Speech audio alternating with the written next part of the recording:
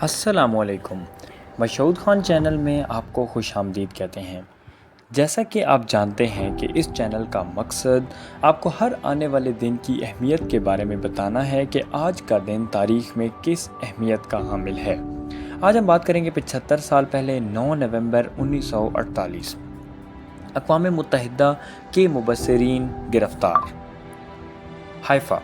اقوام متحدہ کے 2 مبصرین کو اسرائیلی ملٹری پولیس نے 9 نومبر 1948 کو وسطی نجیب کے محاذ پر گرفتار کیا، جبکہ عراق سویدان میں مصری ٹھکانوں پر یہودیوں کے حملے کو دیکھتے ہوئے اقوام متحدہ کے ایک ترجمان نے آج یہاں اعلان کیا۔ بعد ازاں انہیں تل نجیب لے جایا گیا، جہاں انہیں رہا کر دیا گیا۔ جب عراق سویدان کے آس پاس فائرنگ کی آواز سنی گئی تو مبصرین یہودی رابطہ افسروں کے ساتھ جائے وقوع پر گئے، جو بعد میں پیچھے ہٹ گئے اور مبصرین کو ان کے ساتھ جانے کی درخواست کی اور کہا کہ وہاں رہنا خطرناک ہے۔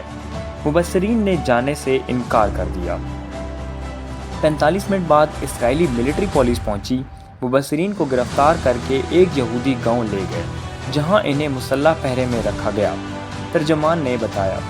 دریں اثنا نیو یارک میں خبر رساں ایجنسیوں کے مطابق پاکستان کے وزیر خارجہ چودھری محمد ظفر اللہ خان نے آج نومبر کو کہا کہ پاکستان کا خیال ہے کہ نام نہاد ریاست اسرائیل کے قیام کا کوئی جواز نہیں ہے۔ انہوں نے اس کی تشکیل کو کپٹی جارحیت کی ایک مثال قرار دے دیا۔ Thanks for watching.